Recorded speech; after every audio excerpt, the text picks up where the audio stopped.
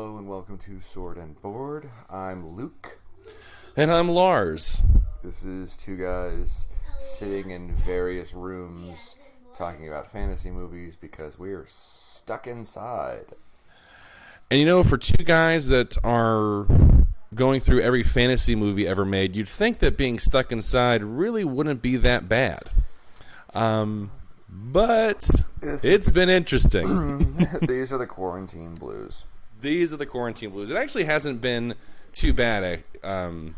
We are in the middle of our second week of self-quarantining. We took the kids out last week from daycare. Their daycare is actually still open. I don't know how much longer it'll be open, but we went ahead and made the decision to pull them. So Elizabeth and I have been working from home. We've been into the office a couple of times each, but really it's just been us working from home. And I've enjoyed the time I got a chance, to spend with the kids. This is kind of nice. I don't get to do this every day. It's usually only the weekends that I see them during the day. I still kind of like them. Yeah, you haven't wanted to get rid of them yet. I haven't gone Jack Torrance yet. Do you know how much longer you're going to be self-quarantining? I mean, we're not going to go back to the office for at least another month. Oh, wow. The schools are closed for until the end of this week. There's no way they're opening up after that. No. So it'll be a little while. I mean, especially because it's supposed to be really bad this week, right? I mean, this is the week where things are supposed to get really bad. Mm-hmm. You got to go potty. Okay. Hey, buddy, we're going to keep on recording. Uh-huh. I'm actually going to bring you with me. Okay. So this is the thing we're doing now, folks.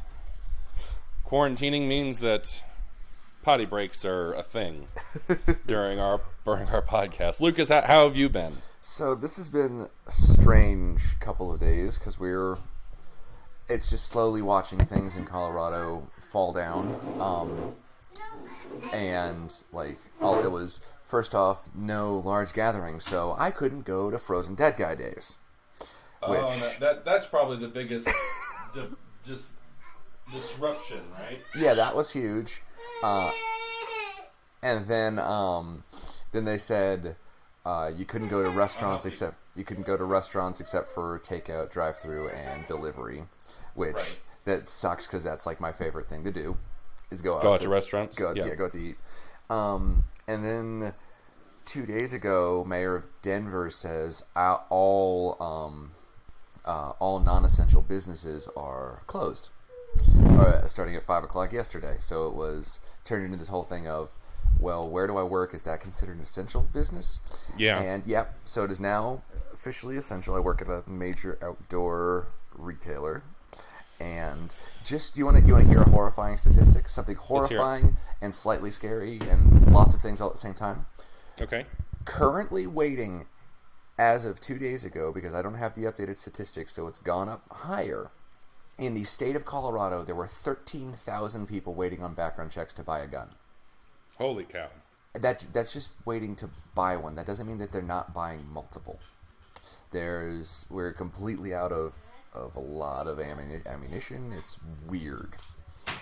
And so it's this whole sense of like, a gun's overkill for a virus, I mean, this isn't that weird-ass episode of Voyager. Right. Well, I'll have you know, Lucas, I bought a gun. Really? I got a hunting rifle. Okay. Nothing's in season right now, so it really doesn't help me. But I have hemmed and hawed for a long time about, because we live in a very nice neighborhood, but it butts up to some not great places. Well, here's something I saw. I'm not done. Okay. Let me finish. We butt up into a not great neighborhood. I've always known that home defense weapons are silly because I'm always going to worry about it getting into the kids' hands, so I need to keep it locked up. Well, then, if I'm keeping it locked up, it's not going to defend me against anybody because the amount of time it takes me to get it out of a case in a lock, I'm dead. If they're actually coming in to kill me, which they aren't. Because really, if somebody's breaking in because they want food, take it. Take the food. Yeah. I really got the gun more because I've watched way too many Mad Max movies and like apocalypse movies and Hunger Games, and if it needed to happen, now I can go out and shoot something for food. And I've never been hunting before, but I don't know, I'm kind of interested in maybe doing it now. So now this is a thing that maybe I'll go do once, and it'll just, other than that, I'll never use it again. But it's more of a peace of mind kind of thing. And plus, I get that. There were sales. Holy cow! Everything was on sale. Yeah.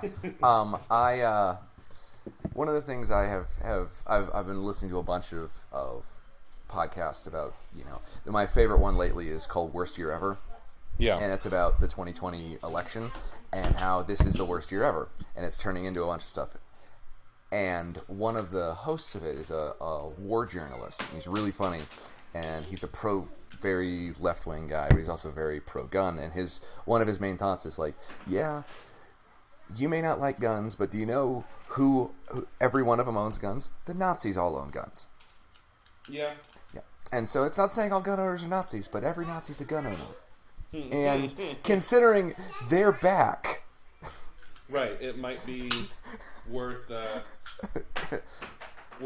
investing. Yes. In. I mean, it was a good deal.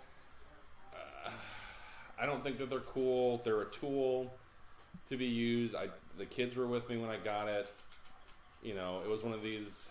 If there's ever a time that I was going to get one, the end of the world. Yeah. It feels like we're there.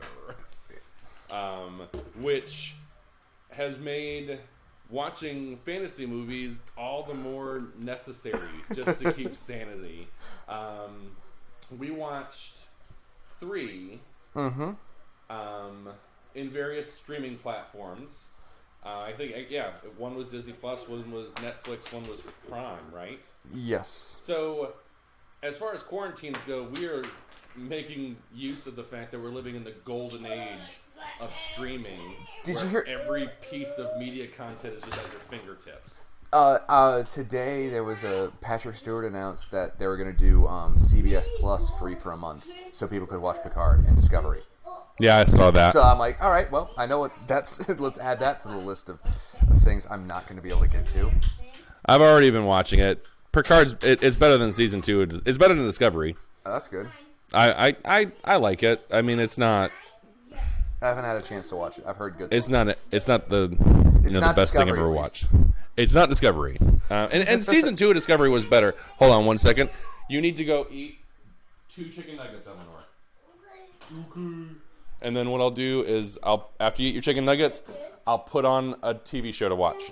Like this? No, you need to snap it in. So we went to Old McDonald's today. Old McDonald's is what they call McDonald's. Yeah.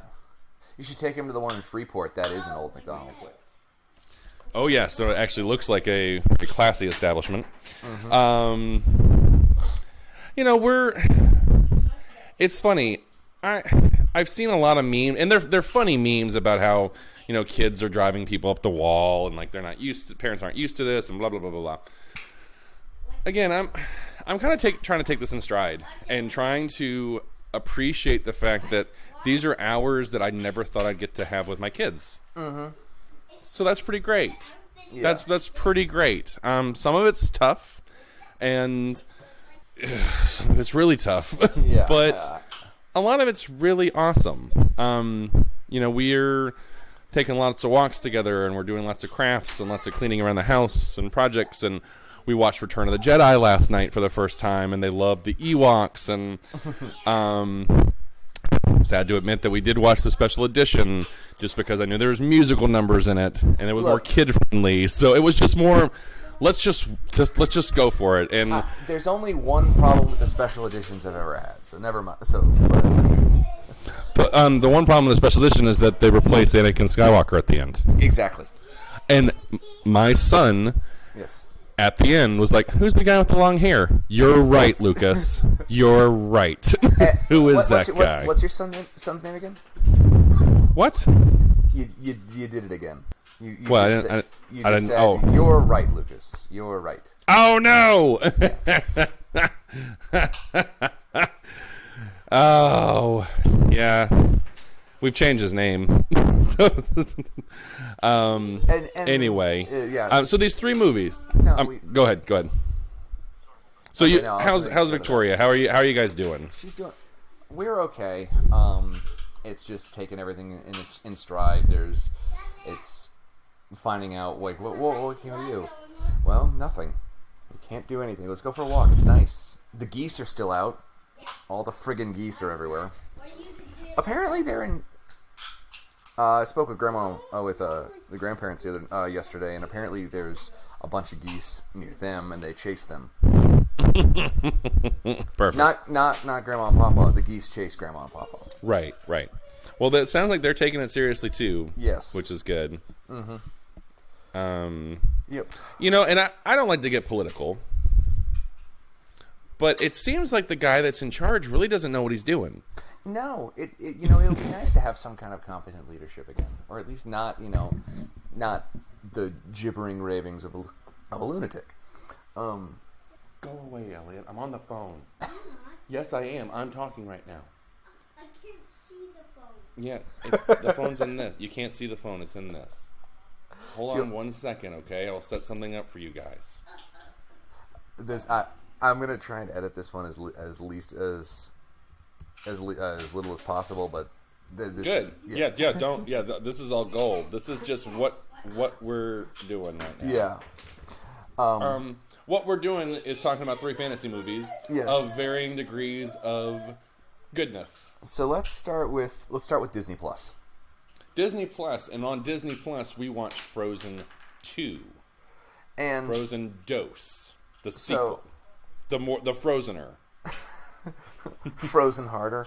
Frozen 2 froze harder. Exactly. Frozen 2 the Road Warrior. Exactly. I like it. Yeah. So I remember I really love the first one. First one's great. The first one is great, and I watched the first one, and we'll save my love for the first one when we actually go watch the first one together. Mm-hmm. But I agree with you. I love the first one. I liked this one. Really liked this one. Yep. There's a difference. One of the best comments I saw about this was, when we were growing up, we got Return of the Jafar on VHS and we liked it. and we were thankful for that. Yeah, we got Lion King 2 Simba's Pride. Like I remember, I think the only sequel that came out in theaters was Rescuers Down Under. Yeah, I think so. And that was quality. That was a good movie.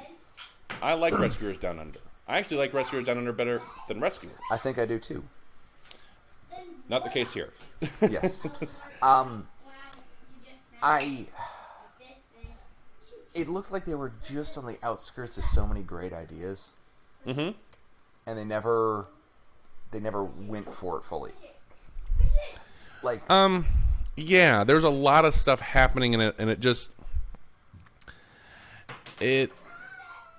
didn't give enough for the characters to do. Like Kristoff's Lost in the Woods. That's great. And that song's great, but he's lost in the woods. Olaf is the sidekick, and he's great, but you know that he's going to come back at the end. Mm-hmm. So his death doesn't really mean anything. Oh, spoilers, anybody that didn't see Frozen 2. So, the one person... Yeah. There was made also a bajillion dollars. Yeah. Hey, don't laugh. I didn't see Endgame until it came out on DVD. That's whatever. Yeah.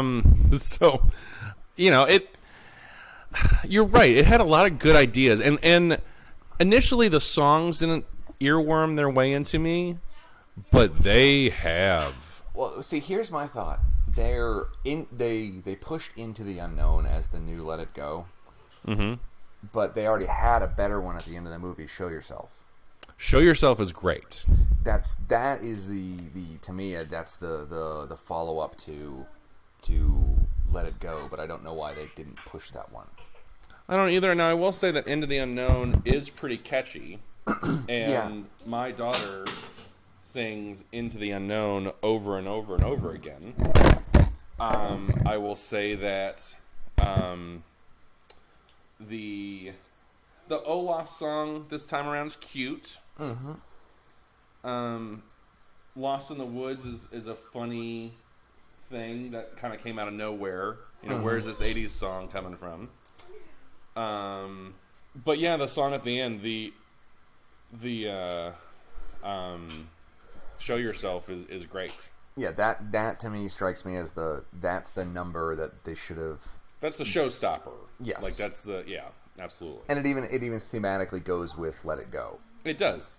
So, Lucas, what's like A to B plot? As I go set up a quick show for them, and I gotta be honest, I've been really proud of myself that we really haven't done a lot of screen time during this break. Yeah, we do activities. We do a movie a night. I've actually set up a screen a couple times to watch a movie, so we have like a big projector going, but really have tried to keep from watching things over and over again. But now this is just necessary. Yeah. The other day we were at there's a bookstore chain called Second and Charles. Have you ever heard of them? Not that one. What is it? Second and Charles. I've never heard that. No. Okay. So they're essentially an eBay LARP. Is the best way to describe it. This one is that they buy books and movies and video games and DVDs and CDs and old toys sometimes, as long as they're in the packaging, and they buy stuff and they give you store credit for it. And it's run by the people who run Books A Million. It's really cool. They have really good prices and selection. Well, we've been going there so often, we've just ended up with a bunch of store credit. And so the last time we were there a couple of days ago, I'm like, you know what? And I asked them, like, hey, do you guys have a Switch? And she kind of chuckled and was like, we're actually out of most of our consoles and she kind of like gestures broadly. Mm-hmm. Just like, oh yeah, that makes sense. That tracks. That we're all trying to stay alive. Yeah. But so A to B plot. It's like a year or two after the other one. Kristoff can't get it together to ask Anna to marry him. Elsa starts hearing spooky voices. Someone had that someone had that as their ringtone a couple of weeks ago when I was walking around in the parking lot. I didn't know that was a ringtone. I just heard that go off. I'm like what's going on? It's the creepiest thing. So, all of there becomes like some magic-y stuff happens to throw off everything in Arendelle. They put it blows me away that they put the trolls in charge. You know, now that they're now going to be suffering under a Rocklaw. They go on a mystic quest to find themselves again.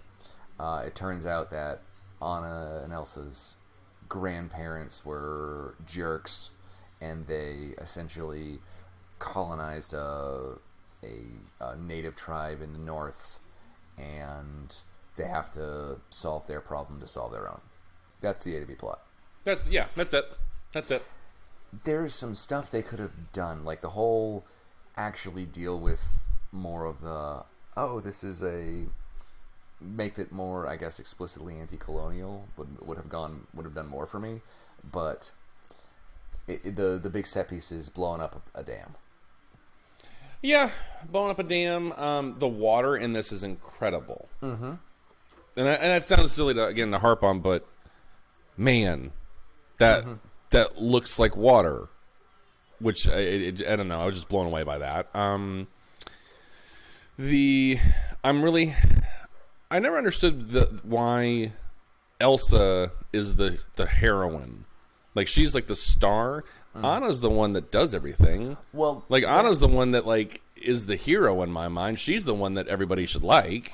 Well, that's a holdover from the original draft of Frozen, when they Let It Go was supposed to be Elsa's villain song, because she was the villain of the original draft, and Let It Go was supposed to be a villain song, and then Idina Menzel sings it like, this isn't a villain song, this is something different. Okay. Yeah, I mean, it was. I think Elizabeth said this to me about it. Was that it didn't tell a new story. It was just the characters from Frozen went on another adventure. Yep. So it didn't do anything to like move a plot forward, and it was just like, hey, we're gonna go on another adventure, gang, which is fine. And again, it was a good movie. This is not a bad movie at all. It's just that initial there was no spark of the initial spark of the first Frozen just didn't carry over here. It just was. Now I will say this was a better sequel than any like the direct-to-video sequels, because I've watched a lot of those on Disney Plus. This is a lot better than a lot of those. Yep. So I mean, this is definitely a solid movie. Hello. Did you know that Kristoff is the guy in Mindhunter? No, I did not. So Mindhunter is that movie that's David Fincher show on Netflix about the serial killers. Yep. He's like the creepy sociopath that's also an FBI agent.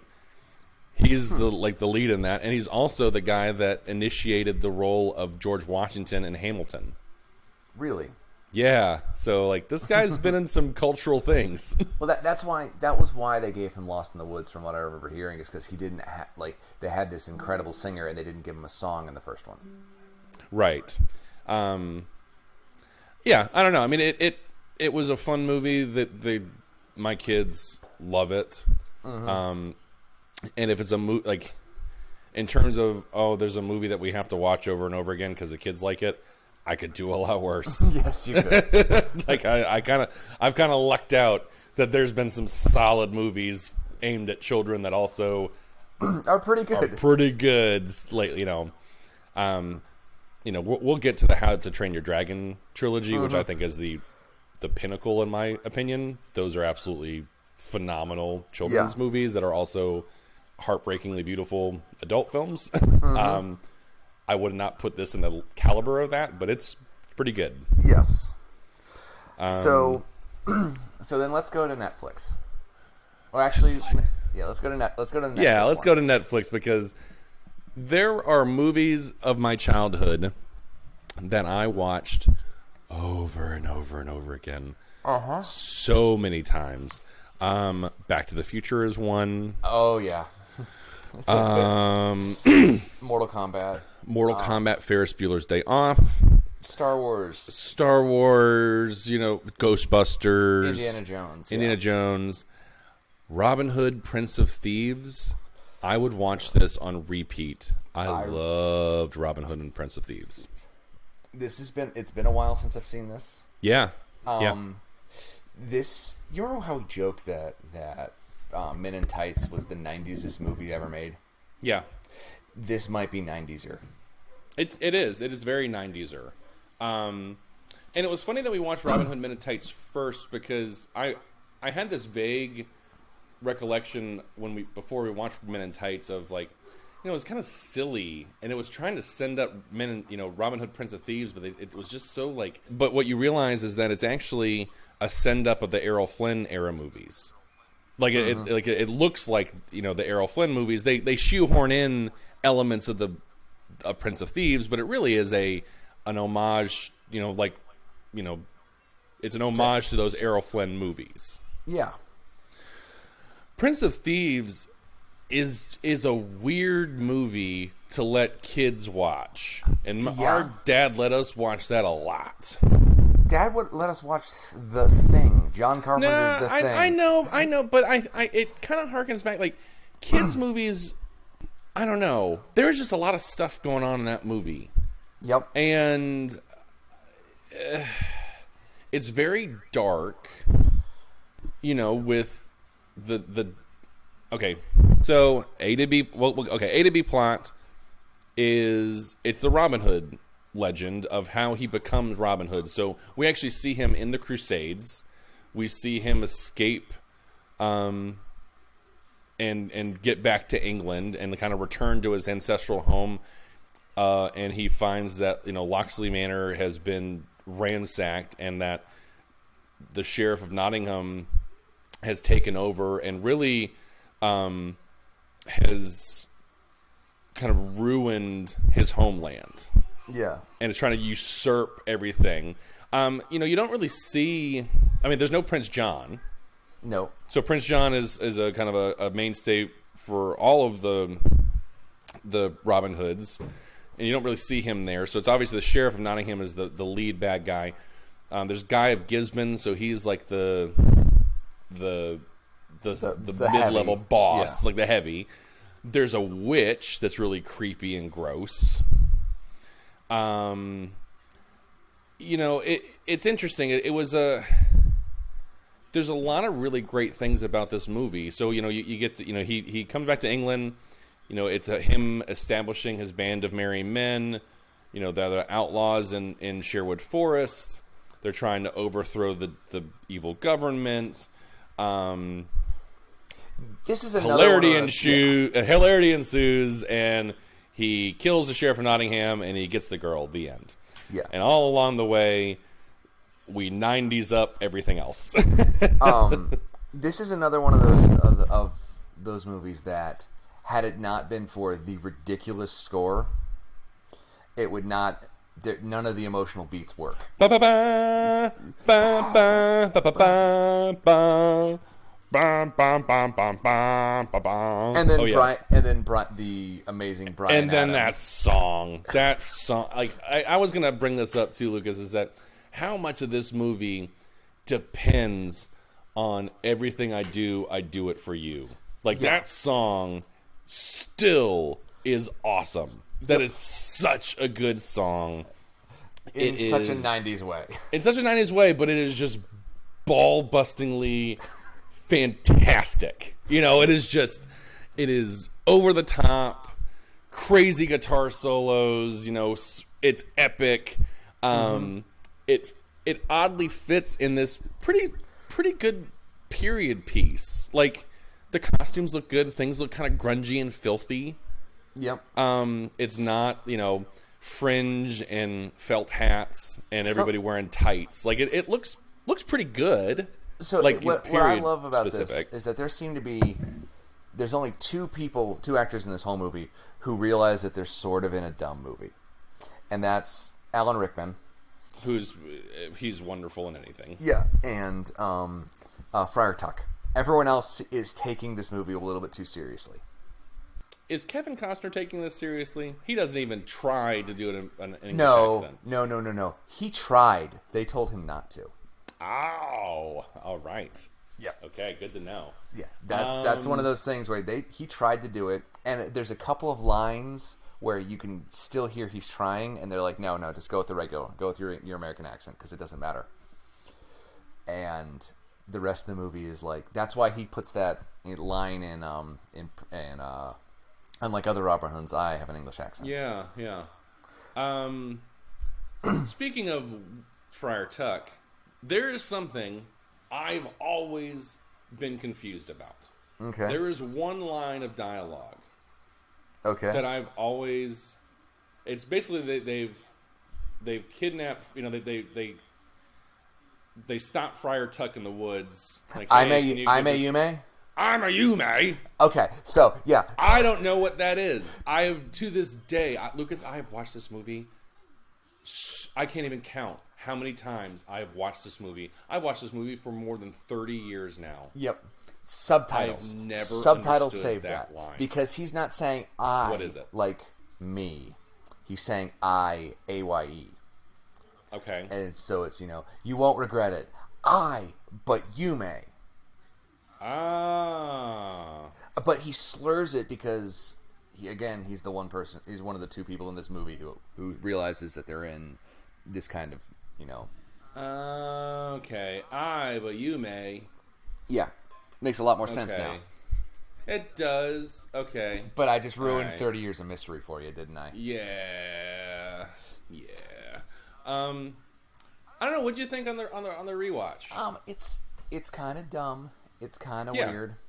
Yeah. One of the things I did look up is that apparently a lot of people really like what's his name's performance, Morgan Freeman's performance. Like, he's apparently considered a really positive Islamic role model, like or in like a positive portrayal in film because he's pious, he's kind, but he's never perceived as anything other than good. He's never portrayed as anything other than good. Yeah, he's not. Yeah, he's not the swarthy Arab. Right. Like he's a decent person. He's honorable. He has a debt that he needs to pay, regardless of if it's a Christian. Mm-hmm. I could get that. I could get behind that. Yep. He's obviously like had someone worth dying for. Mm-hmm. Like, yeah, okay, I can appreciate that. Yep. That's a positive. Alan Rickman still just prances it up everywhere, and I love it. Apparently, just so good. He got asked to do the role a couple of times, turned it down, and then they let him just listen. You can write whatever dialogue you want, and most of it was him and his friends while drunk writing dialogue. So there's some great set pieces. There's some great stuff in it. The arrow splitting is wonderful. Had to pause to keep that tradition on because that's what Dad did every single time. Oh yeah. It was great. Kevin Costner is Kevin Costner. I'm a fan. I know he doesn't rub people the right way. Some people, I've always liked him. I thought he was fine in this. Christian Slater, it was one of these, like, again, he's a 90s cast choice. I just didn't see him as Will Scarlet. And then, like, the twist that he's the brother at the end, it's like, oh, come on. Well, actually, I love that because it's like, stupid. oh, it makes perfect sense. You're the only two people with American accents here. Right. Exactly. Yeah. The bow staff fight with Little John is great. Victoria mentioned when we watched it how if they had made the Harry Potter movies today, that guy was 100% going to be Hagrid. Or if they did it back then. Mm-hmm. Yeah, I mean, it was fine. It falls into the same kind of problem that I had with the other Robin Hood that we've watched. That, again, I actually like the build-up a little bit better with this one than the other Robin Hood. Like, it was a little bit more methodical, and I liked that. Like, I like kind of the building of his legend. Mm-hmm. But I still like that he's a legend. So I don't really need to see how it all came to be, but I kind of like this origin a little bit better. I don't know. What do you think? That's the thing is, I think I like the Taron Egerton Robin Hood more because it's it's more about the. I don't know. I think it's more coherent in what it wants to try. What it's trying to do, and that's probably because it knows that it's absurd. This is trying to play it straight. In like this, I think this is kind of riding off of Batman and Dick Tracy, where it's if we do a grounded tale, it's the Dark Age of comics kind of thing. If we ground it, it's going to be inherently better. And so, as opposed to being flippy Errol Flynn, it's gritty.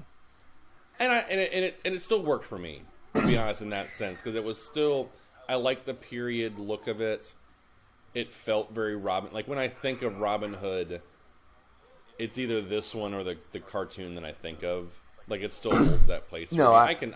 I know how it isn't a smart movie, but I don't know. It kind of blends the romance. It weaves that in pretty well.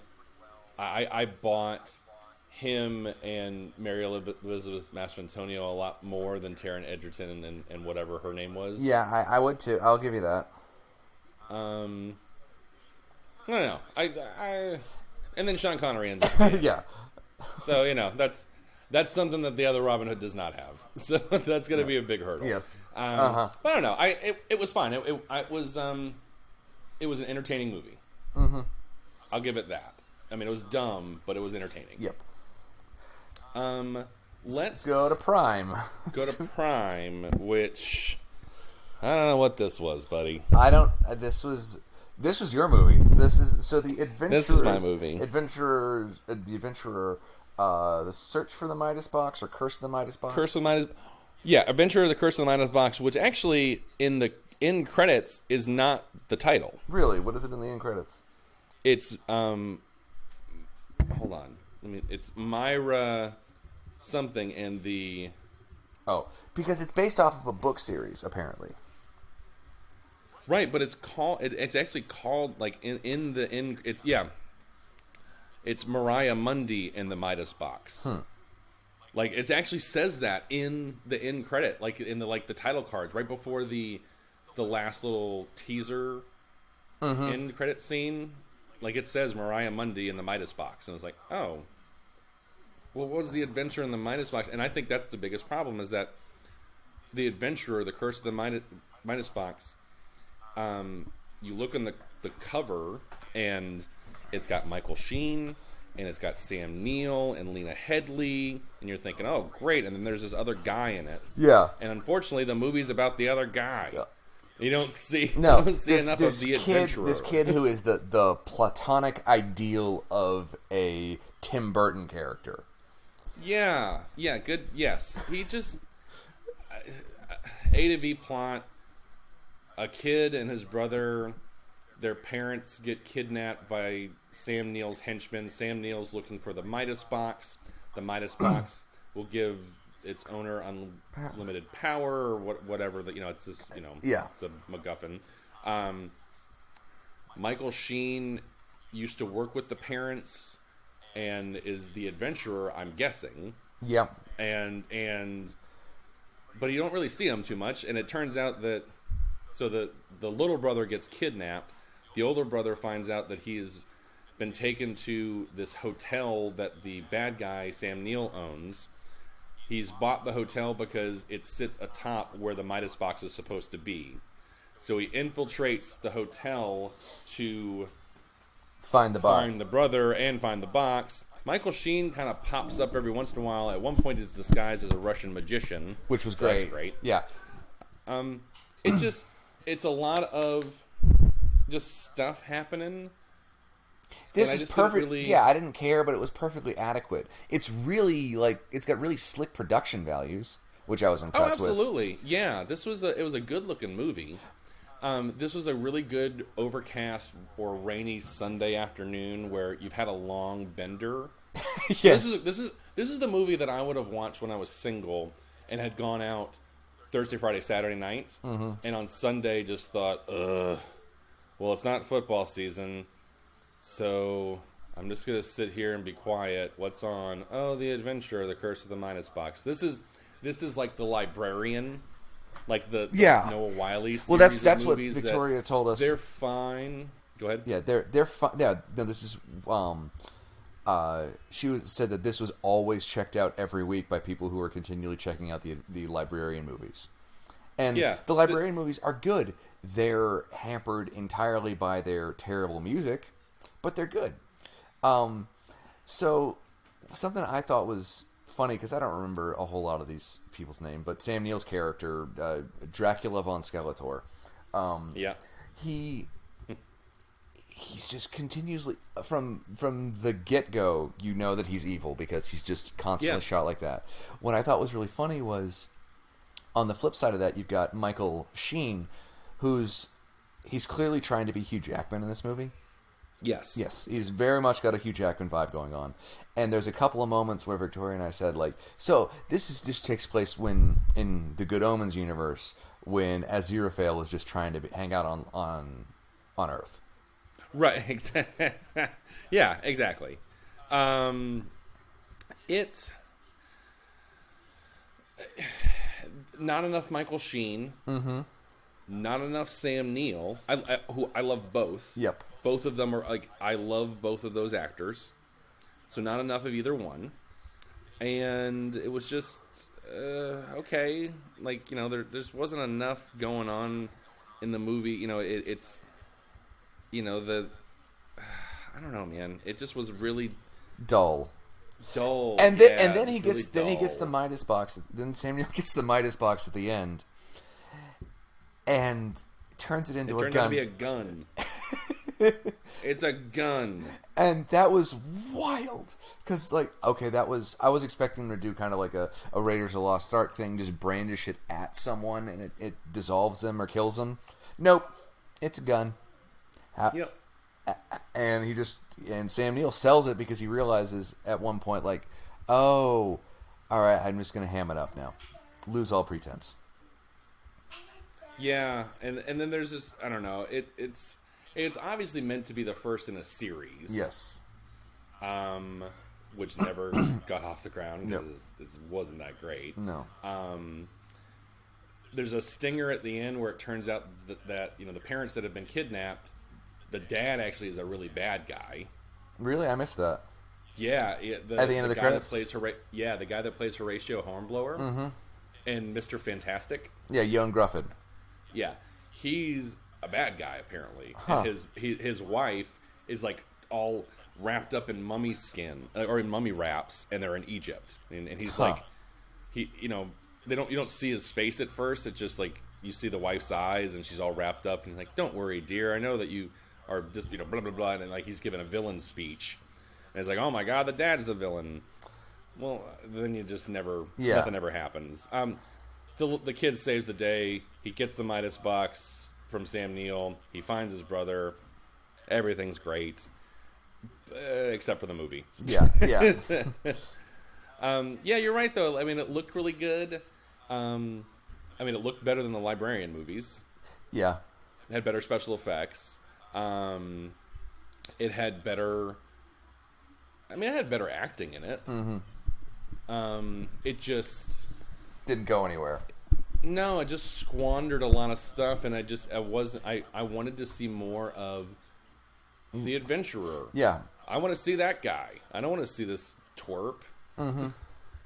So that was boring. That was my feeling on this movie. It was boring, and unfortunately, I feel like as we're doing a deep dive through streaming during our time, we're gonna find a lot of this stuff. We're gonna find a lot of this, which it makes it the worst kind of movie because there are worse movies that we've seen on our list, and there will be worse movies that we'll watch after this.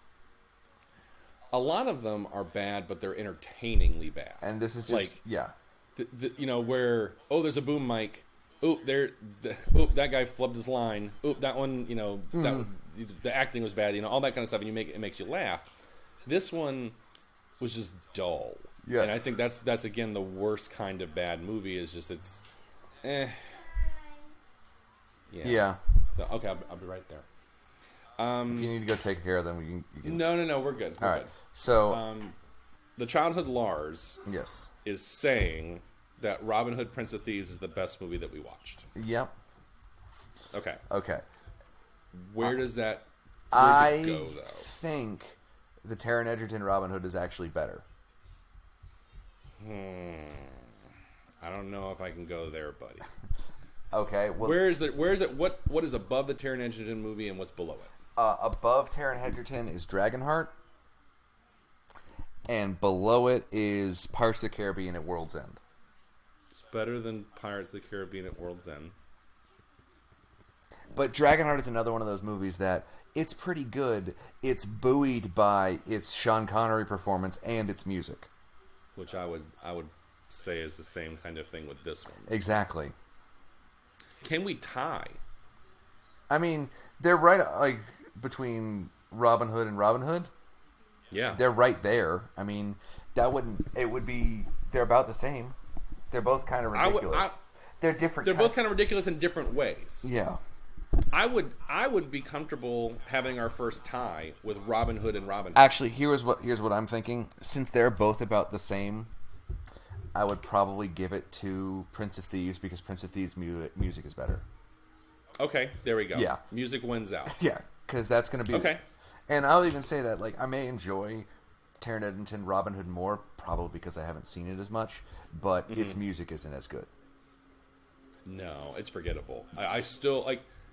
the music was so good to the point where I think that production company used that theme as its theme later. Morgan Creek used that theme later. It was like, oh shit, that's the best thing we'll ever make. That's the same thing with freaking Dragonheart. Like, To the Stars got used for everything. Yeah, yeah. So I'll put Robin Hood, Prince of Thieves under Dragonheart. Okay, so then at that, I think Brave is better than Frozen 2. I think Brave is better than Frozen 2 as well. Okay. Is it better than Pirates 2? Yes. Okay. So then immediately after Brave, we've got Frozen 2. Okay. Now the I'm difficult happy one. with that. Now the difficult Okay, so this wasn't as relentlessly bad as a lot of things. No, oh God, no. This is better than P-51 Dragon Fighter. This is better than Dragon. This is better than Last Airbender because we didn't squander. Oh God, yes, absolutely, yes. I think I would probably rather watch Van Helsing over this again. Yeah. Okay. Then would you rather watch The Adventurers or The One Warrior? Jesus.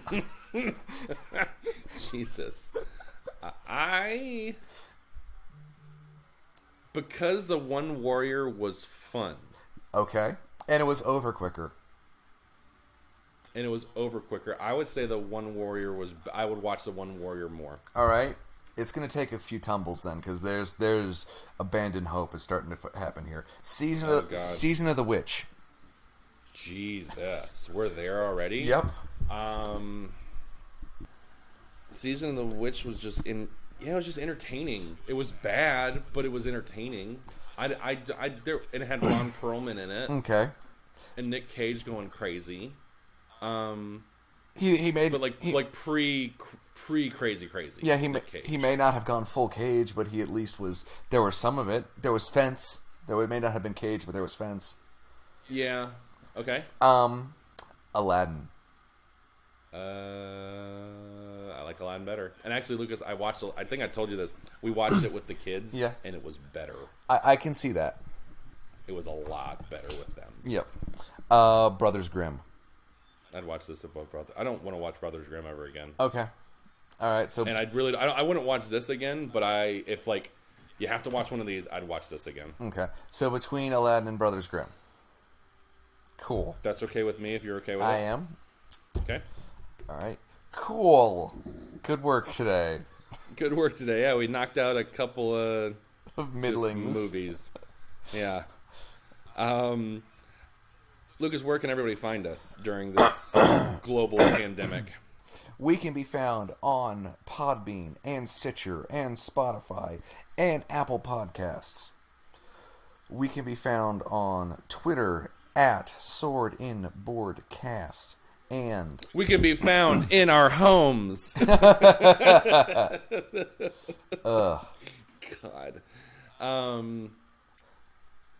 I hope that this ends quickly and relatively painlessly for people. I know that the effects of the virus are just the first part. Yeah. And that we're going to be dealing with this one for a while because, I mean, we're gearing up for a Great Depression. Mm-hmm. Again. And I don't know what that looks like. And hopefully, folks, if you're listening to this, you can get a few chuckles. And you also get a few recommendations for movies that will also give you a few chuckles. Be kind to each other. Yeah. There's a lot of negativity. There's a lot of bullshit. There's a lot of reasons to feel hopeless. Go call somebody that you haven't called in a long time. I'm going to give the speech at the end of Scrooge right now. It sounds like that. Because it sounds like just go call somebody. Bill Murray at the end of Scrooge. Of Scrooged. Yeah, exactly. That's what this is sounding like. But if you haven't talked to somebody in a while, give them a call because you might not get to. Not get to, and this is the perfect time because we're all home. Call your grandparents. Tell them that you love them. For God's sake, stay home. Stay home. That's all you need to do. This is not that hard. Stay home. Yeah, there's an infinite amount of content that you just consume now. No one will be mad at you. We will sort through some of them so you can see what is kind of at your taste level. But just hang in there, and everything will be okay in the end. Just be good to each other. Yeah. Have a good night, guys. You too.